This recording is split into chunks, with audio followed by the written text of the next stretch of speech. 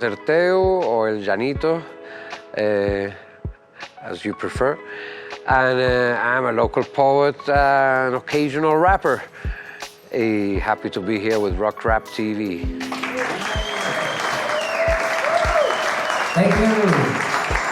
Thank you very much. Well, as you can see, all languages are welcome, you know. Don't worry, you know, if you don't understand. Even this one had music, but even poetry is having music, even poems have a musicality, and you can enjoy that. Por cierto, actually, en inglés, en Yanito, ¿puede ser en Yanito o preferir en inglés? En inglés preferimos, pero Yanito métele de vez en cuando, man. Okay. Tú sabes, no hay que va. Vale. Mejor y todo. So,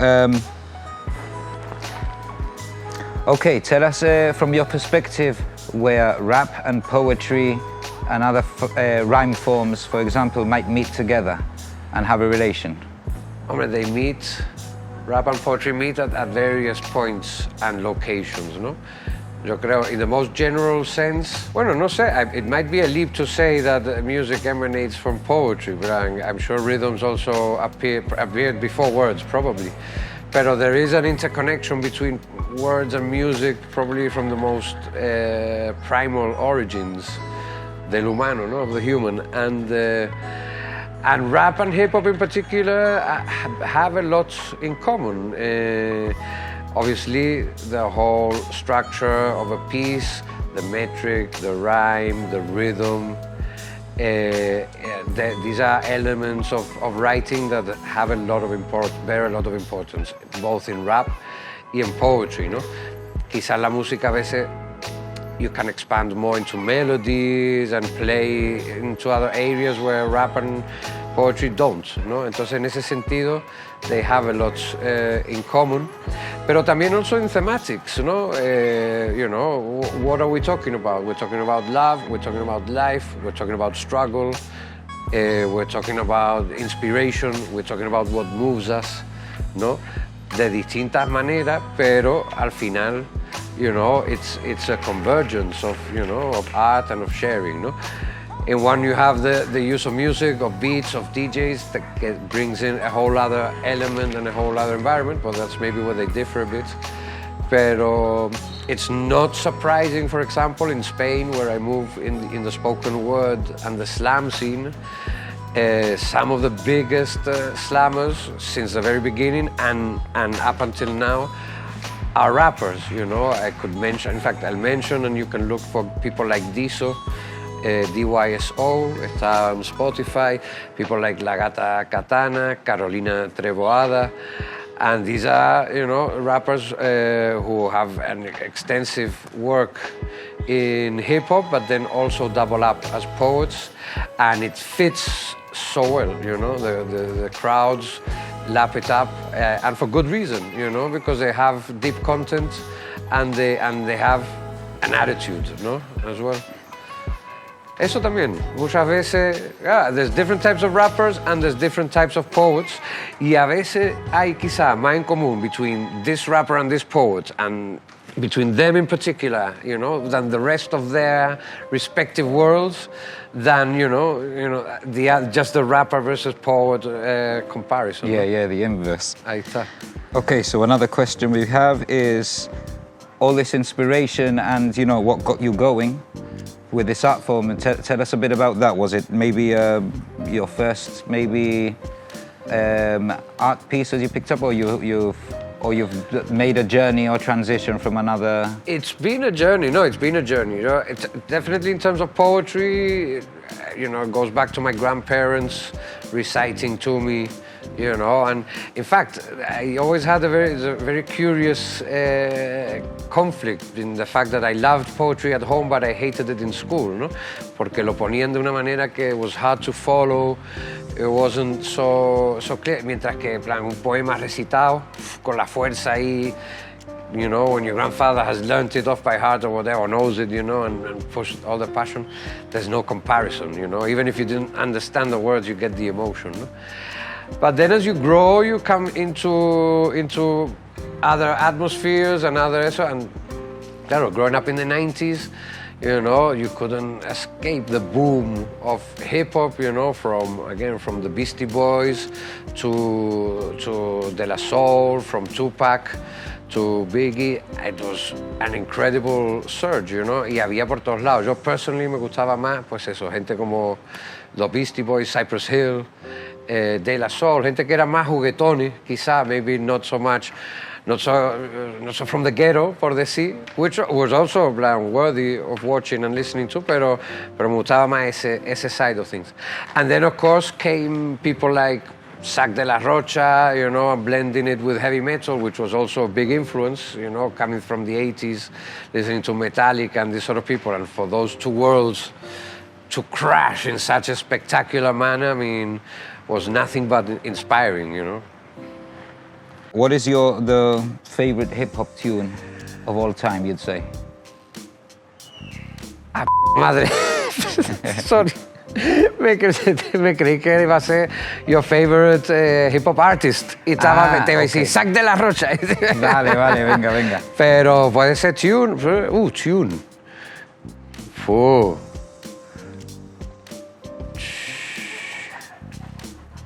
Bueno, venga. Bueno, you can say because of the artist, maybe as well, you like that one, so... Hombre, también. Venga, te hago la pregunta otra vez. Okay, no. So what would you say is your favorite hip-hop song, track, or artist of all time? Okay, song, track, or artist. I'm going to give you one for each. Bueno, song and track are the same one. My favorite hip-hop tune tiene que ser, y ahí se me ve un poco el primero, I think it's Sabotage, de los Beastie Boys. You know, just the energy. Y yo sé que, you know, and my favorite hip-hop artist has got to be Zack de la Rocha. And I know they both, bueno, Beastie Boys are very firmly set in hip-hop, pero this tune is probably one that plays a bit more with metal and guitars and different rhythms. Pero sí, the energy of that tune, you know, just going through your body, you know, as a teenager, you know, and then the video clip, you know, it's such a epic video clip, it's amazing, you know. And then Zack de la Rocha, again, I mean, the guy raps, you know, the guy raps como as good as any. Y yo es que, I remember when I bought their first album, together with another great album by the Chili Peppers, which was One Hot Minute. And I didn't get to hear the Chili Peppers album in a month, porque no salió del hi-fi el álbum de Rage, en plan, no había, plan, the message, the energy, the force of the lyrics, the delivery of the lyrics, the timing, era todo, it went, it was in the Times, ¿no? Que tenía un hi-fi, un CD collection, y metí ahí el CD, y es que lo metí, no salió en un mes, y ya después de un mes ya digo, tío, que son los Chili Peppers, ¿no? Pero let's give them a listen, ¿no?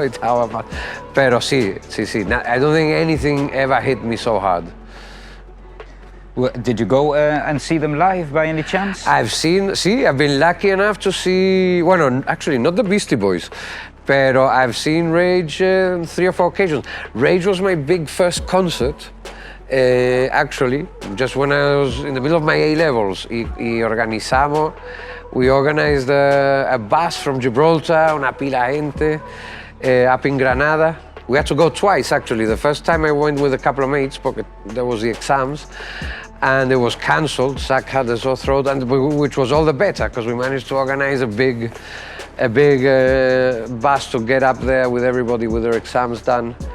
Y sí, that was a cracker. Then I saw them in London, and then once again in Madrid. So, sí, luckily I've seen Rage a few times. Y hip-hop-wise, some memorable concerts. I've seen Cypress Hill a couple of times, Black Eyed Peas, también muy guapo. Sobre todo Cypress.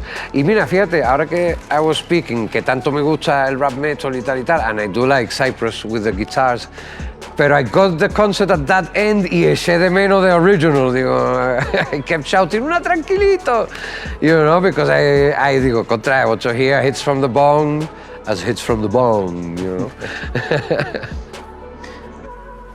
So now I want to ask you, about any collaborations with other artists you've done here and abroad, because I've heard you're quite busy in the scene as well with the culture. Well, no, luckily, see, I move about, and I have been over the last couple of years in particular lucky to collaborate with a few artists that I admire myself quite a bit. Back in Madrid, I've got my colleagues Antonio Diaz and Pablo Cortina, who helped me present this little book, Yanito Universal, which is a little book of haikus, and which go very well with kind of jazzy music. Pablo's a violinist, and Antonio, well, they're both poets as well, and Antonio's also a bass player, and they helped me. And then for the local presentation, I was very lucky to be able to count upon the support of Chuck McKellen and William Menes, fantastic sax and bass players respectively, again for presentation of Yanito Universal right here at the Casbah, which was a magical night. There's been more. Who else? Suri and Win, of course, invited me. That was Win's project last year, and Suri enthusiastically took it on and made it happen. So thanks to them, Suri and Win, and we had a cool little show here.